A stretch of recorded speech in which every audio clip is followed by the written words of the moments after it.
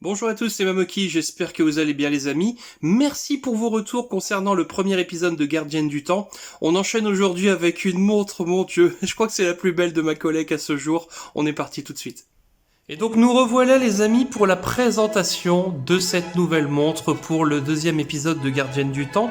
Je vous remercie concernant vos retours positifs sur le premier épisode.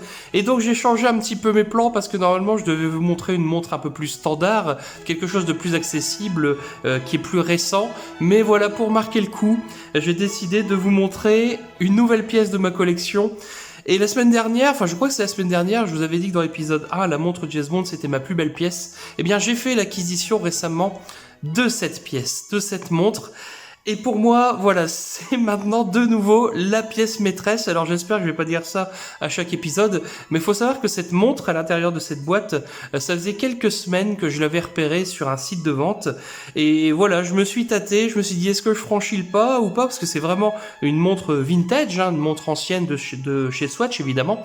Et je me suis dit, allez, on tente l'aventure, on se met en contact avec le vendeur et j'ai échangé avec lui longuement. Donc c'est quelqu'un c'est un monsieur qui habite sur Valenciennes, hein, vraiment très sympathique. Et on a échangé longuement et c'est un collectionneur en fait qui se sépare de ces montres. Et donc du coup, bah voilà, j'ai fait l'acquisition de quelques-unes de ces montres de sa collection. Il y a encore pas mal de stock qui m'attend chez lui, mais on peut pas tout prendre d'un coup évidemment, sinon ça serait un peu l'achat compulsif et il faut quand même se modérer. Mais cette pièce-là, les amis, sincèrement, enfin voilà, c'est vraiment la quintessence même d'une collection. Pour moi, c'est la pièce maîtresse à ce jour dans ma collection. J'ai récupéré chez ce monsieur d'autres pièces que je vous présenterai plus tard, mais celle-ci, les amis, mon dieu. Alors la présentation sera un peu plus courte que la montre James Bond, hein, parce qu'il y a un peu moins de choses à vous montrer, mais voilà, j'avais besoin de vous faire cette introduction pour comprendre le contexte. Alors au niveau de cette montre, avant de vous la présenter, bah déjà la boîte, vous voyez, c'est une boîte un peu particulière. D'accord, c'est pas une forme habituelle. Et qu'est-ce qu'on peut voir au dos de cette boîte? Alors je vais essayer de vous montrer. Vous voyez que la montre, elle a été éditée à 33 333 exemplaires dans le monde. Donc déjà, c'est une édition limitée, d'accord. On peut voir que j'ai le numéro 7627, pourquoi pas. Et à l'époque, parce que je dis oui, à l'époque, la montre valait 500 francs. On est à l'époque des francs, donc c'est une montre des années 90, les amis. Donc c'est la GZ 127. Alors je vous dis ça comme ça, mais vous savez pas forcément ce que c'est. Mais si à un moment donné vous voulez la retrouver sur un autre site, vous avez la référence, la GZ 127, pardon. Et donc qu'est-ce qu'on a à l'intérieur de cette boîte? Eh bien regardez, ça va vous paraître assez particulier, mais sincèrement, voilà ce qu'on a. On a le Roi Soleil, les amis, et effectivement la GZ127 de chez Swatch, hein, si on peut regarder le packaging, on voit bien que c'est bien la marque Swatch, voilà. C'est donc une montre qui est dans le thème du Roi Soleil, donc évidemment c'est anachronique, hein, vous en doutez bien, mais si vous regardez un petit peu l'écusson, voilà, où le médaillon ou le portrait, on voit bien la représentation du Roi Soleil, voilà, avec donc la montre en question, si vous la voyez, voilà, à son poignet. Donc déjà, rien que le packaging, je suis tombé assez fan, c'est quelque chose d'assez simple finalement, ce n'est qu'une boîte, mais la représentation du portrait, on dirait une peinture, enfin c'est super bien fait. D'accord.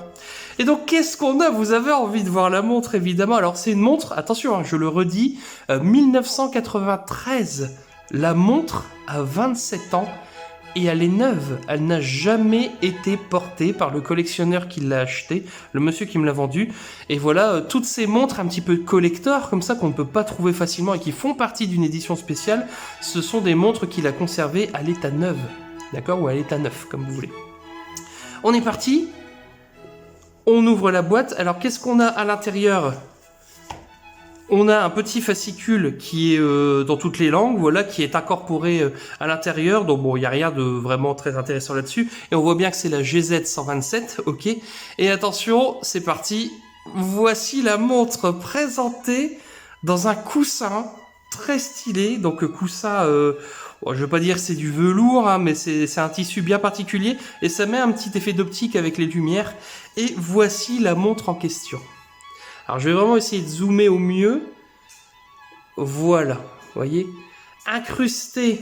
Alors on va dire, alors c'est pas des Swarovski, hein, c'est bien évidemment du fake, mais on peut voir des sortes de petits diamants taillés en fleurs, d'accord, avec un boîtier plastique, avec un cadran Certi, de petits diamants également, avec un petit effet loupe, en fait, oh j'ai bougé la caméra, avec un petit effet loupe sur la lunette, ce qui fait que justement ça met un petit peu de relief au niveau voilà, de l'heure et des aiguilles en fait, tout simplement. Avec bien évidemment le soleil schématisé et représenté tout en haut, comme vous pouvez le constater. Alors, elle n'a jamais été portée, mais pour vous, je vais quand même la sortir de la boîte pour que vous voyez un petit peu quand même. Donc, c'est un bracelet, par contre, extrêmement fragile, selon moi. Alors, pourquoi le bracelet serait fragile? Parce que, voilà, c'est une montre à la base. Enfin, comment vous expliquer ça? Pour moi, c'est une montre qui n'a pas vocation forcément à être portée. Pourquoi? Parce que le bracelet est tellement fragile, en fait, selon moi, et que là, il a pas subi l'épreuve du temps parce qu'elle est neuve, mais on va dire qu'à l'époque, les années 90, les bracelets étaient peut-être un peu moins résistants qu'actuellement, vous voyez. Donc là, vous voyez, je vous l'ai sorti, c'est la première fois que je la sors, hein, je l'avais jamais sorti. Donc là, vous voyez que on a bien évidemment l'arrière, donc qui est très typique chez les Swatch, hein, comme vous pouvez le constater, c'est le système, la mécanique est quasiment identique à chaque fois. La pile a bien évidemment été retirée pour éviter l'oxydation et donc dégrader le système au fil du temps, parce qu'encore une fois, comme je vous l'ai dit, la montre date de 1993, donc vous imaginez l'état de la pile qui pourrait détériorer bien évidemment le système. On peut voir ici sur le bracelet une petite inscription. Alors, je sais pas si le focus va bien se faire. Il a du mal à faire le focus. Alors, ce qui est écrit, en fait, tout simplement, c'était écrit Swatch. C'est dommage que vous n'arriviez pas à le lire. Voilà, Swatch. Genuine Leather Made in France. D'accord. Et ensuite, vraiment, enfin, le bracelet est en deux temps. C'est-à-dire que là, on a une sorte de revêtement cuir, d'accord, qui vient renforcer un petit peu la rigidité du bracelet. On a aussi, par contre, la petite attache habituelle, vous savez, quand le bracelet est un peu long par rapport à votre poignet, ben là, par contre, c'est full tissu. Et c'est tenu un petit peu par un point de colle, j'ai l'impression, d'où la fragilité du produit, en fait. On peut voir aussi que la montre n'a pas subi l'épreuve du temps avec ce qu'on appelle un sun fade. En fait, le sun fade, c'est bien évidemment le jaunissement des plastiques, parce que là, elle n'a jamais été exposée.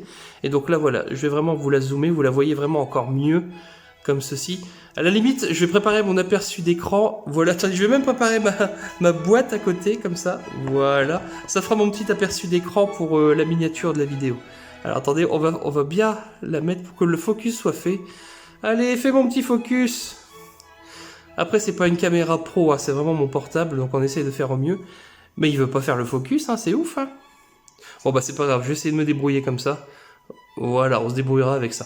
Et donc du coup, dans l'idée, voilà, donc je vais vous remontrer la montre vraiment en elle-même. Donc on peut voir les petits diamants, enfin les sortes de mini Swarovski qui ne sont bien évidemment pas des vrais diamants, sinon le prix de la montre, effectivement, ça serait envolé. Mais on peut voir, voilà, la trotteuse, enfin pas la trotteuse, le système qui permet aussi de remonter. On peut même voir qu'il y a une sorte de rubis à l'intérieur, voilà, vous voyez, sorte de rubis, alors certes c'est du plastique, hein, c'est du fake à 100%, mais en fait ça fait genre un petit peu montre bourgeoise, montre royale, bien qu'à l'époque de notre cher ami Louis XVI, évidemment, il n'y avait bien évidemment pas de montre à proprement parler. Donc du coup, enfin voilà, c'est vraiment pour moi la pièce maîtresse de cette collection. La retrouver dans cet état de collection, c'est-à-dire neuve, mint, hein, comme on peut appeler ça, dans l'idée avec la boîte qui est impeccable, avec les documents, le certificat, et puis derrière le carton d'origine qui signale que c'est une édition limitée, au prix où je l'ai eu. Alors certes, forcément, c'est une certaine somme, mais ça en valait la peine parce que dans cet état de conservation sur Internet, je n'ai pas retrouvé cette montre à ce prix-là. Sincèrement, je pense que j'ai fait une affaire auprès de ce monsieur, et ce monsieur a vu que effectivement j'étais un passionné, je lui ai expliqué le projet avec YouTube, et je pense que c'est ça qui a fait un peu pencher la balance. Donc merci à lui, il se reconnaîtra, j'espère qu'il aura vu cette vidéo. En tout cas, voici, voilà, la présentation de cette petite montre Roi Soleil, donc GZ127. J'espère que cet épisode vous aura plu, et je vous dis rendez-vous à très bientôt pour une présentation d'une prochaine montre, sachant que la prochaine devrait intéresser les sportifs. Je n'en dis pas plus. Salut les amis, à bientôt, au revoir.